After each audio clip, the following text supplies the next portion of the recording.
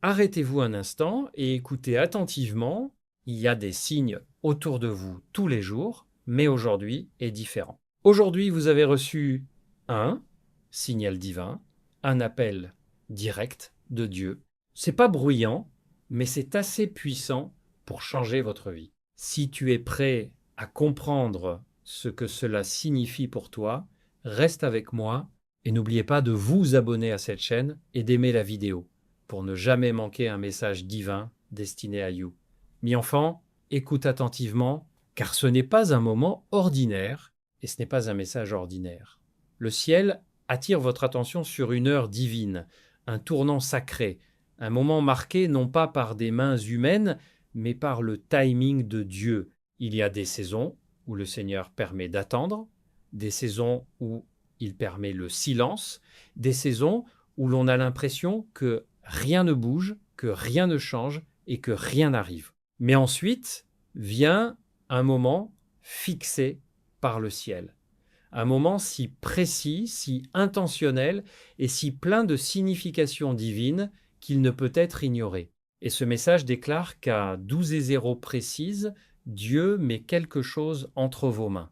Il ne s'agit pas simplement de l'horloge, il ne s'agit pas simplement d'un nombre, il s'agit de l'achèvement divin, du gouvernement divin, de l'ordre divin et de la libération divine. Le Dieu qui a formé le temps entre dans votre temps et ce qu'il met entre vos mains est lié à la prière, à la promesse, à la préparation et au but. 12 est un nombre qui a une signification profonde dans le langage des Écritures et du symbolisme spirituel. Il parle d'ordre, d'autorité, de fondation et de nomination divine. Il y avait 12 tribus d'Israël, 12 apôtres, 12 portes dans la ville sainte, et tout au long de l'histoire sacrée, Dieu a utilisé ce nombre pour indiquer la gouvernance, l'alliance et son dessein souverain. Ainsi, lorsque le ciel indique 12 et 0 précise, il ne marque pas simplement une autre heure dans la journée, c'est déclarer que ce qui s'en vient n'est pas aléatoire, c'est ordonné, il est attribué, c'est mesuré, il a été pesé dans les cours du ciel. Il est passé par la main de Dieu avant même d'atteindre votre vie. Et c'est pourquoi vous ne devez pas traiter ce moment avec désinvolture, car ce que Dieu met entre vos mains n'est jamais vide, jamais accidentel et jamais sans signification. Pour certains, ce que Dieu met entre vos mains est une opportunité. Il peut sembler petit lorsqu'il apparaît pour la première fois, mais il porte le poids d'une nouvelle saison. Cela peut prendre la forme d'un appel téléphonique, d'un message, d'une ouverture de porte, d'un nom dont on se souvient, d'une chance que vous pensiez perdue ou d'une connexion à laquelle vous ne vous attendiez pas. Vous pensez peu être que c'est juste un autre événement de votre journée, mais le ciel dit qu'il a été préparé pour vous. C'est une réponse enveloppée dans le timing. C'est une libération cachée à l'intérieur d'un moment ordinaire. C'est un tournant déguisé en quelque chose de simple. Beaucoup de gens manquent la main de Dieu parce qu'ils s'attendent au tonnerre, alors qu'ils se déplacent avec précision. Ils s'attendent à du spectacle pendant qu'ils travaillent jusqu'à son rendez-vous. Mais le Seigneur dit que lorsque le moment fixé arrivera, les terres entre vos mains porteront plus que la valeur superficielle. Il portera l'affectation, la preuve de faveur et le début de ce pourquoi vous avez prié en secret. Pour les autres, ce que Dieu met entre vos mains n'est pas simplement une opportunité, mais une responsabilité. C'est important, car tout ce qui vient de Dieu n'est pas facile à porter au début. Parfois, la bénédiction de Dieu arrive avec du poids. Parfois, la réponse arrive avec un appel attaché à elle. Parfois, ce que vous avez demandé à Dieu de vous donner exige également que vous deveniez assez mature pour le conserver, assez sage pour le protéger, assez humble pour le gérer et assez fidèle pour ne pas en abuser. Il y a des gens qui demandent une augmentation, mais ils ne sont pas prêts pour la discipline qu'exige cette augmentation. Certains demandent de l'influence, mais ils ne sont pas préparés à la responsabilité qui vient avec la confiance. Il y en a qui demandent des portes ouvertes, mais ils n'ont pas encore demandé à Dieu de préparer leur cœur à ce qui se trouve de l'autre côté de ces portes. Ainsi, lorsque Dieu dit qu'il met quelque chose entre vos mains, ce n'est pas seulement un cadeau, c'est aussi une confiance. Cela signifie que le ciel a vu vos larmes, a entendu vos cris, observé votre endurance et vous juge maintenant prêt à porter ce qui autrefois vous aurait écrasé. L'archange Michel, en tant que symbole de la guerre et de la protection céleste, pointe vers une autre couche de ce moment. Cela signifie que ce qui est mis entre vos mains n'est pas arrivé sans résistance. Il y a eu des batailles autour de votre destin.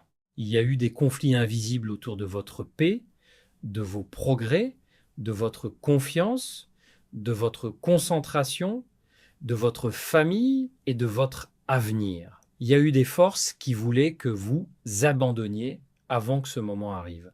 Il y a eu des mensonges qui ont essayé de vous convaincre que Dieu vous avait oublié, que votre attente était vaine, que vos prières n'étaient pas entendues et que votre heure ne viendrait jamais. Mais la présence d'un message guerrier signifie que le ciel n'a pas été absent de votre lutte. Cela signifie que le Seigneur a défendu ce qui vous appartient d'une manière que vous n'avez pas vue. Cela signifie que certains retards n'étaient pas des refus, mais des protections. Cela signifie que certaines portes closes n'étaient pas des punitions, mais des préservations. Cela signifie que pendant que vous pleuriez dans l'incertitude, Dieu veillait toujours sur la promesse qui portait votre nom. L'expression « Dieu met quelque chose entre vos mains » porte le sens de transfert. Il y a des moments où les bénédictions restent dans le domaine de l'espoir, mais il y a aussi des moments où Dieu les déplace dans le domaine de la possession. Il y a une différence entre entendre parler de quelque chose et le tenir. Il y a une différence entre prier pour quelque chose et le recevoir. Il y a une différence entre croire par la foi et finalement voir de vos yeux que le Seigneur a fait exactement ce qu'il a dit qu'il ferait. Le ciel vous montre que la saison de la distance se transforme en saison du toucher. Ce qui était autrefois loin se rapproche. Ce qui était autrefois retardé est en train d'être libéré.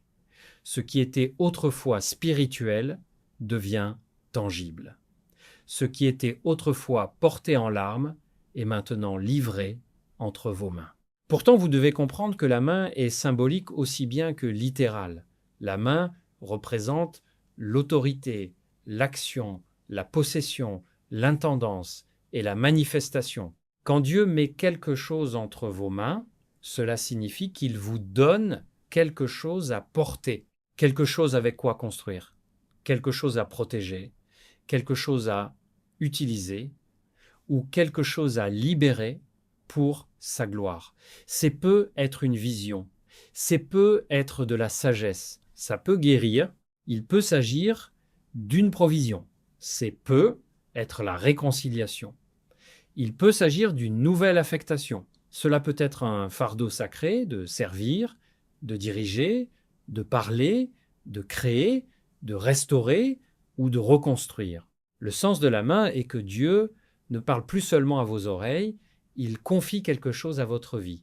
Il va au-delà de l'inspiration dans la transmission. Il va au-delà du confort dans la mise en service. Il y en a qui recevront la paix entre leurs mains.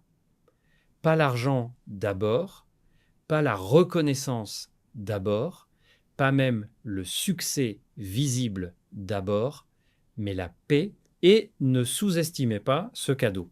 Dans un monde plein de bruit, d'anxiété, de division et d'agitation, la paix de Dieu est l'un des plus grands trésors que le ciel puisse offrir. Certains ont passé des mois à lutter contre la confusion. Certains ont vécu avec une lourdeur intérieure qu'ils ne pouvaient expliquer. Certains ont souri en public, tout en souffrant silencieusement dans le lieu secret. Mais Dieu dit que, au moment fixé, il mettra la paix dans votre esprit de telle manière que votre esprit ne sera plus un champ de bataille. Les pensées mêmes qui vous tourmentaient perdront leur autorité. La peur qui vous a suivi commencera à se briser. L'agitation qui a interrompu votre sommeil commencera à se dissiper. Et vous saurez que ce n'était pas un hasard émotionnel, c'était une intervention divine. Il y en a d'autres qui recevront la restauration entre leurs mains. Ce qui a été cassé n'est pas irréparable. Ce qui a été retardé n'est pas au-delà de la rédemption. Ce qui a été volé n'est pas irrécupérable. Lorsqu'il est présenté à Dieu, parfois, le Seigneur ne se contente pas de remplacer ce qui a été perdu. Il restaure avec sagesse, profondeur et témoignage. Il prend les années qui semblaient gaspillées et les utilise pour façonner le caractère. Il prend le chagrin qui vous a presque détruit et le transforme en discernement. Il prend le rejet qui vous a blessé et le transforme en redirection. Et lorsque le temps de la restauration arrive, il ne s'agit pas seulement de récupérer quelque chose. Il s'agit de le recevoir avec une plus grande compréhension, une plus grande humilité et une plus grande force spirituelle qu'auparavant. Pour certains, ce mot parle de provision. La chose placée entre vos mains peut être la réponse même aux besoins que vous avez portés tranquillement. Il y a des gens qui ont prié pour le loyer, la nourriture, la dette, le travail, la pression familiale, les responsabilités et les fardeaux trop lourds à expliquer. Vous avez souri en étirant toutes les ressources. Vous avez fait confiance alors que les choses semblaient minces. Vous avez continué tout en vous demandant combien de temps vous pourriez continuer à porter ce que vous portez. Mais Dieu est le Seigneur de la provision. Et quand il met de la provision entre vos mains, elle peut prendre une forme à laquelle vous ne vous attendiez pas. Cela peut venir d'une personne, d'un travail, d'une source oubliée, d'une ouverture soudaine, d'une faveur que vous n'avez pas gagnée ou d'un chemin qui semblait fermé auparavant. Ce qui compte, c'est pas le canal, ce qui compte, c'est la source. Et le ciel vous rappelle que lorsque Dieu pourvoit, il ne joue pas un tour. Il révèle sa fidélité. Ce moment est aussi un avertissement de ne pas mépriser ce qui se présente sous une petite forme. Certaines personnes manquent le miracle parce qu'il n'a pas l'air assez dramatique. Ils demandent à Dieu de déborder, mais quand il met une graine dans leurs mains, ils la rejettent parce qu'elle ne ressemble pas encore à une récolte. Ils demandent une transformation, mais quand il leur donne un premier pas, ils le rejettent parce qu'il ne ressemble pas encore à la pleine promesse. Mais Dieu travaille souvent à travers la forme de la semence. Il place les commencements entre les mains de ceux qui sont assez humbles pour les reconnaître. Ce que vous recevez à l'heure convenue peut ne pas sembler complet, mais il peut contenir tout l'avenir en son sein. Une clé peut sembler petite, mais elle ouvre une maison. Un mot peut être bref, mais il change une vie. Une seule opportunité peut sembler ordinaire, mais elle peut déplacer une lignée familiale. Ne jugez jamais la valeur de ce que le ciel met dans votre main par la taille de sa première apparition. Vous devez également être spirituellement prêt, car ce que Dieu met entre vos mains peut être attaqué s'il n'est pas couvert par la prière. Cela ne signifie pas que vous devriez vivre dans la peur. Cela signifie que vous devez vivre avec discernement. Priez pour ce que Dieu vous donne. Protégez-le de l'envie, de l'orgueil, des paroles négligentes et de l'incrédulité. Tout ce qui est donné par Dieu n'est pas destiné à être annoncé immédiatement. Certaines bénédictions doivent d'abord être nourries en silence. Certaines affectations doivent être développées avant d'être affichées. Certaines promesses doivent être protégées avant d'être publiées. Il y a des gens qui ont perdu la force parce qu'ils ont exposé trop tôt ce que Dieu était encore en train de grandir. Il y en a d'autres qui ont permis à des voix extérieures d'empoisonner ce que le ciel avait planté. Ainsi, Lorsque Dieu met quelque chose entre vos mains, recevez-le avec gratitude, mais aussi avec sagesse. Le sens profond de ce message est que votre attente n'a pas été vide. Chaque larme, chaque prière, chaque nuit que vous avez endurée en silence, chaque instant où vous avez choisi la foi plutôt que d'abandonner, chaque fois que vous avez résisté à l'amertume, chaque fois que vous avez appelé Dieu sans réponse, visible en vue, tout comptait. Le ciel enregistre ce que la terre oublie. Dieu voit ce que les gens négligent. Il entend la prière que vous avez chuchotée et le cri que vous n'avez même pas pu mettre en mots.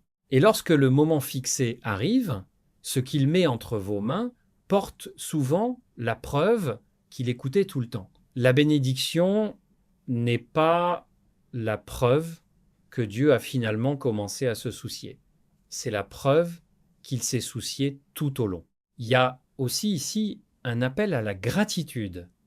Lorsque le Seigneur met quelque chose entre vos mains, ne le tenez pas comme s'il venait de votre seule force. Ne transformez pas un cadeau en idole. Ne laissez pas une bénédiction remplacer celui qui vous a béni. Beaucoup de gens demandent des cadeaux, mais oublient le donneur une fois que le cadeau arrive. Mais la bonne réponse à la libération divine est l'adoration.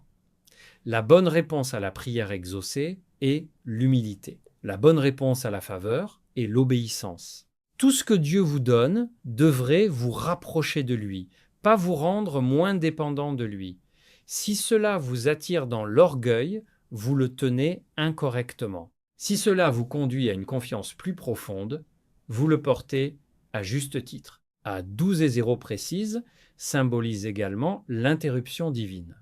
Cela signifie que Dieu sait comment entrer au milieu de votre routine et changer la direction de votre histoire. Il n'est pas limité par la façon dont votre matinée a commencé. Il n'est pas limité par ce à quoi ressemblait hier. Il n'est pas lié par les mots que les autres ont prononcés au cours de votre vie. Il n'est pas intimidé par votre faiblesse, votre retard, votre confusion ou les endroits secs que vous avez traversés. Lorsque Dieu décide qu'il est temps, il peut interrompre le désespoir par l'espoir, interrompre le manque par la provision, interrompre le chagrin par le réconfort, interrompre l'errance par la direction et interrompre la guerre par la victoire. Un moment sous le timing divin peut faire ce que des années d'efforts humains n'ont jamais pu produire. Peut-être avez-vous demandé: Seigneur, qu'est-ce que tu mets exactement entre mes mains? La réponse peut différer d'une personne à l'autre, mais le cœur du message reste le même. Ce qui vient de Dieu a un but. Si c'est la paix, c'est pour que tu puisses te tenir debout. Si c'est une provision, c'est pour que vous puissiez continuer. Si c'est une opportunité, c'est pour que vous puissiez avancer. Si c'est la guérison, c'est pour que tu puisses vivre.